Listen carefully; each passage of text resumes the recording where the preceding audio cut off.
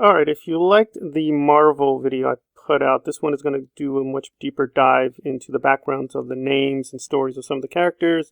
I can't do all of them, obviously, there's just too many, so I'll just hit some of the bigger ones and the highlights, and we'll double back and look at some of the more DC Marvel influences a little later. Alright, so let's get started. Let's begin with Aegon, which can mean agon, which is from the Greek to struggle, which fits Aegon's character. And then we have Aemon, which is a Targaryen as well, and it can stand for Hidden One and Ancient Egyptian. And when we turn to Arya, Arya can mean in Sanskrit noble, not ordinary, valuable, precious, and it's also a masculine name as well as a female name, so it doesn't have to be a female name, which also fits the character because she has, double identities. Then we have Asha, also in Sanskrit, which can also mean wish, desire, hope. And then we have Edward, or Eddard, and that's a little too simple one, but we all know what that is. It's also named after various kings. But Daenerys, unlike many people who have tried to speculate, is actually a very ordinary name. If you look up Spanish, there's a couple of Daenerys in there a couple times. And you have to remember that Martin is using a lot of name books, so sometimes they'll be very exotic, but sometimes they'll be very ordinary. And when we get to Selmy, I should have done this before, but his name can also mean Aristos. Aristos in the Greek means the best, which fits Selmy's character because he's one of the best knights in Westeros, so that fits his character. And then we have Mycella, or Marcella, which can be the feminine version of Marcelo. So George is just playing with the wording a little bit. And we turn to House JORDAYNE. This is a big one. This is actually a couple different things.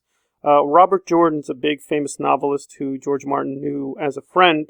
And you'll see he turns up a couple places. House JORDAYNE is the most obvious, but he's adding some other things. For instance, he uses the name Trebor, which is Robert, backwards. There's also even another character called Archmaester Rigney. Robert Jordan was his pen name, but his real name was Rigney. So we have Archmaester Rigney and Robert Jordan a couple times in Song of Ice and Fire.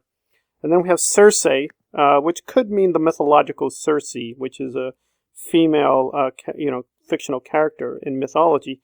But Cersei is also a DC character, so I think George was doing kind of a double homage to DC Comics as well as the classical mythological figure. Tyrion is pretty short and sweet. Tyrion can mean king, and of course we know that Tyrion has a lot of kingly values, and there's a lot of speculation that he may be a Targaryen. Shireen, who's a princess, of course, is sweet, and her name can be sweet in Persian, so it fits her personality pretty well. We turn to Mance Raider. There's a couple of things. I think Mance is sort of a mashup. Mance can mean maison, which is in French, and Raider is obvious. He's just a raider, like Vader in Darth Vader is a invader. But I think he's also trying to do something else where maybe Mance is sort of a play on Magnus. If you know Magneto in the X-Men comic books, his name is Magnus. So Manus or Mance can stand for several things. Irish, maybe the comic book reference, a couple different things. Marjorie is based on Margaret, which is Pearl in English. So Margaret is Pearl, and obviously she's very beautiful and played by Natalie Dormer, so that makes sense. Mira can also mean Mira, which means look in Spanish, but also the ocean, like mer in French, mer. So Mira can mean a couple of different things. Moquoro can also mean Macario, which means blessed in Spanish. There's a lot of Spanish in his whole mythology. Bravos means the brave, but if you know Spanish, bravo means brave, but it can also mean the plural of brave, bravos. And then we turn to Oberyn. This is a little different. People have said it can mean several different things, but it's also probably likely a Shakespeare reference. There's a lot of Shakespeare in A Song of Ice and Fire, and I think this is just an homage to Oberon, who shows up in A Midsummer Night's Dream. And then we have Osha, or Usha, which is dawn in Sanskrit. So Osha can be Usha. And let's just finish off with a few more. Quintin is a little more obvious. Quintin could be quintus in the Latin. Quintus means 5 or 5th in Latin. And then we have Rob and Robert, who is obviously the son of Eddard, and it could be named after the king, who's Robert Baratheon.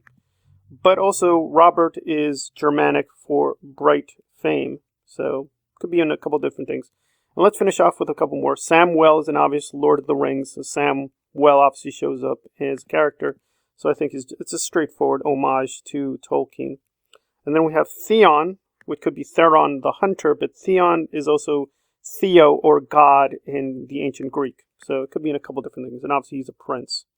And finally, we'll finish off with Tormund, and mundus in Latin means world, and obviously Tormund's a very earthy kind of person. It can also mean thunder, so Tormund, Thunderfist. So there's a couple different little meanings. And Various is various, that's pretty obvious, so Varys could be in the word various. Alright, so are some of the namings behind the characters in Game of Thrones and Song of Ice and Fire. GRRM analyzed and Thrones analyzed on the names of the favorite characters. If you like the content, please hit the like button and or subscribe. Thank you for listening. Please be safe.